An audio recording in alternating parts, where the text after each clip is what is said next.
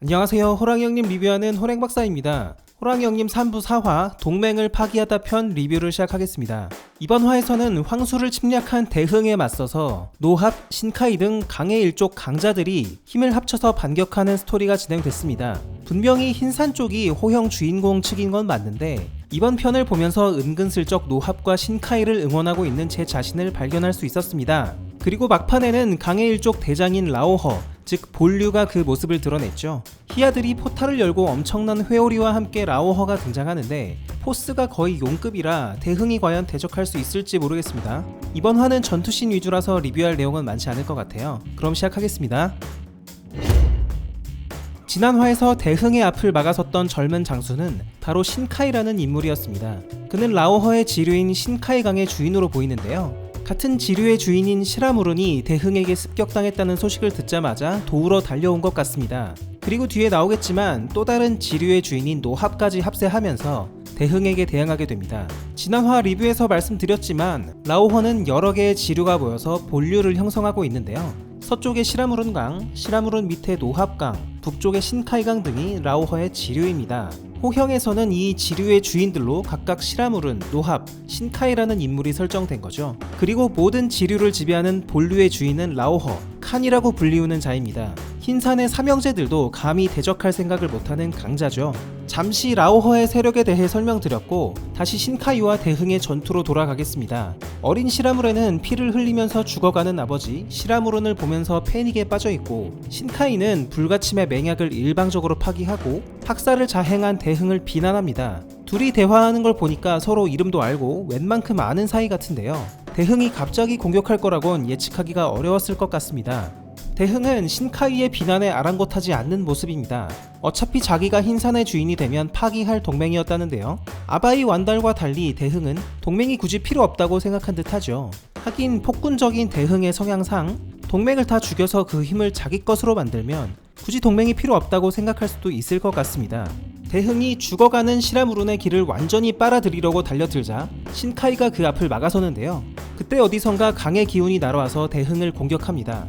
기습을 받은 대흥은 잠시 칠성어를 떨어뜨리는데 그 틈을 놓치지 않고 강력한 강의 기운이 다시 한번 대흥을 강타하죠. 대흥이 공격당한 자리는 마치 싱크홀처럼 거대한 구멍이 생기게 됩니다. 대흥을 공격한 자는 바로 노합, 또 다른 지류의 주인이었습니다. 시라무른이 공격받고 있다는 소식을 듣고 뒤늦게 합류하는 것이죠.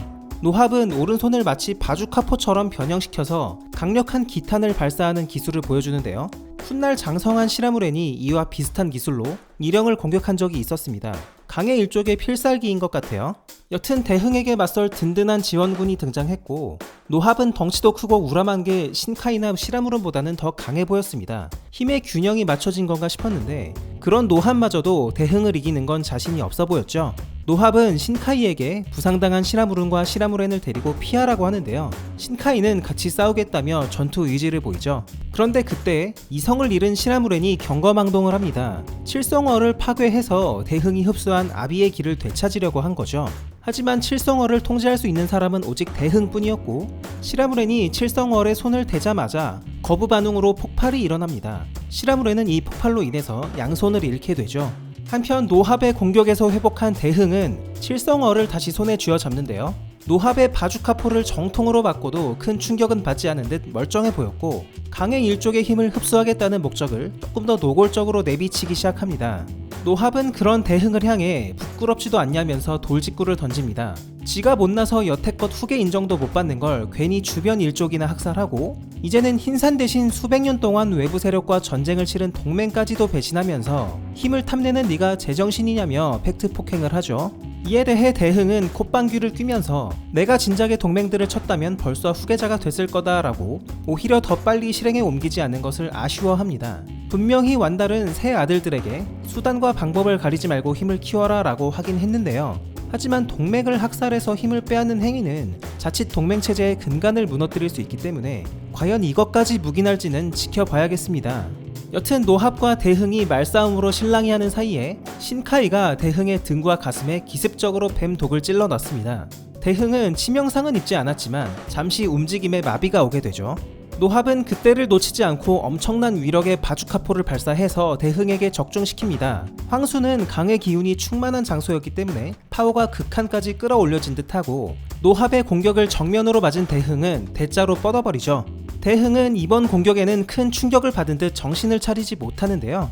그때 대흥의 시야에 운석 같은 돌 3개가 빠르게 날아오는 모습이 포착됩니다. 노합은 이제 돌이킬 수 없다 대흥 곧 건너오실 것이다 라며 라오허의 등장을 예고하고 마치 알이 깨지듯 돌이 갈라지면서 라오허의 수하인 히아들이 모습을 드러냅니다. 라오허의 히아들은 시라무렌이 데리고 있던 히아들과는 달랐고 하얀 영물처럼 신비한 모습이었습니다. 이들은 바닥의 강물로부터 맹렬한 소용돌이를 만들고 하늘에는 태풍과 같은 바람을 일으키는데요. 둘을 하나로 이어서 거대한 회오리를 만들어냅니다. 그리고 이 회오리는 라오허가 지나다니는 길이 되었죠. 푸른 늑대들은 보름달이 뜨는 날 랑이가 길을 열고 압카의 군사는 홍이위들의 생명력을 이용해서 길을 열었듯이 강의 일족은 길을 열 때 히아들이 그 역할을 하는 것 같습니다. 곧이어 라오허가 길을 건너온 듯 거대한 회오리 속에서 라오허의 실루엣이 보이는데요. 크기가 엄청나게 큰 건 차치하고 등장하는 임팩트가 넘사벽입니다. 분위기만 봐도 대흥이 상대할 수가 없는 강자라는 게 느껴지죠. 이령과 하마가 라오허가 건재한데 어떻게 공격을 해? 라고 경계하던 이유를 알 수 있었고 대흥은 이제 바로 그 인물과 전투를 벌이게 됐습니다. 자업자득이죠.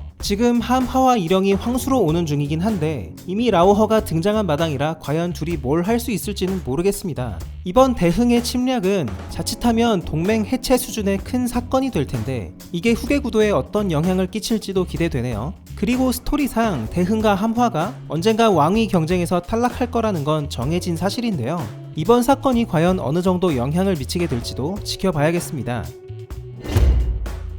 오늘 영상이 조금 짧아서 아쉬우니까 댓글을 좀 보고 가겠습니다. 몇 가지 설명이 필요한 댓글들이 있었는데요. 첫째로 이걸 보겠습니다. 시라무렌 8이 의수인 이유가 이령 때문이 아니라 대흥한테 잘린 거였네. 많은 분들이 공감해주신 댓글인데요. 사실 이 부분은 조금 더 면밀하게 짚어볼 필요가 있습니다. 시라무렌의 오른팔은 의수가 맞긴 한데 달려있는 철갑팔을 보면 어디 중간에서 잘린 게 아니라 어깨부터 깨끗하게 잘린 뒤에 부착한 의수인 걸 알 수 있습니다. 그런데 이번 화에서 시라무렌의 팔은 팔뚝 정도에서 절단된 걸 볼 수 있는데요. 여기서 나머지 오른팔을 추가로 다 잘라내고 철갑팔을 달았다고 보기는 무리가 있을 것 같습니다. 2부에서 이령과 시라무렌의 대화를 보면 시라무렌이 아린에게 크게 당한 적이 있음을 알 수 있는데요. 항마전 때 아린과 싸우다가 머리와 오른팔이 잘렸다고 보는 편이 조금 더 맞을 것 같아요. 아마 항마전 이후에 부상을 치료하는 과정에서 철갑팔을 달았을 듯 합니다. 참고로 시라무렌은 머리도 바꿔 달았죠. 그의 목을 보면 머리를 이어붙인 자국이 선명하게 남아 있습니다. 그리고 이런 댓글도 있었죠. 황강의 주인이 죽고 그 후계가 본류도 아니고 끝자락에 있는 지류의 주인의 어린 아들로 발탁됐으니 서쪽 변경도 못 넘는다는 말이 사실이네. 저는 이 댓글 내용 자체보다는 이번 사건에서 살아남은 시라무렌이 장성하게 된 후에 라오허와 어떤 관계로 발전할지 대략 그려볼 수 있어서 재밌었습니다. 작중 이령이 시라무렌과 싸우던 도중에 이제 뒤에 칸이 없어도 혼자서 제법 잘 싸우는구나 라고 언급한 적이 있었죠. 이 말에서 여러 가지를 유추할 수 있을 것 같아요. 일단 이령이 언젠가 칸과 시라무렌이 함께 전장에서 싸우는 것을 봤으니까 저런 말을 할 수 있었을 겁니다. 그렇다면 이번 전투에서 살아남은 어린 시라무렌은 라오허의 충실한 부하로 성장했다는 것이고 둘이 함께 수차례 전투를 하던 시절도 있었고 그 상대 중에는 이령과 흰산 일족이 있었을 겁니다. 둘은 수백 년의 앙숙이라는 언급도 있었죠. 이후 라오허가 어떻게 죽게 됐는지는 지켜봐야겠지만 일단 시라무렌은 그의 죽음을 전혀 애석해하고 있지 않습니다. 오히려 자신의 위치를 자각하지 못해 죽은 자라면서 자신이 모시던 군주를 평가절하해버리죠. 명예를 목숨보다 중요시하는 시라무렌이기에 라오허가 뭔가 그의 성격에 반하는 짓을 하다가 죽게 된 것 같다는 느낌이 드는데요. 과연 그 충직한 시라무렌마저 손절할 정도로 무슨 짓을 벌인 건지 앞으로 펼쳐질 라오허의 스토리도 궁금해집니다. 오늘의 리뷰는 여기까지입니다. 저는 다음주 주말에 다시 찾아뵙겠습니다. 호랭박사와 함께 호랑형님 완결까지 보실 분들은 지금 구독을 눌러주세요. 감사합니다.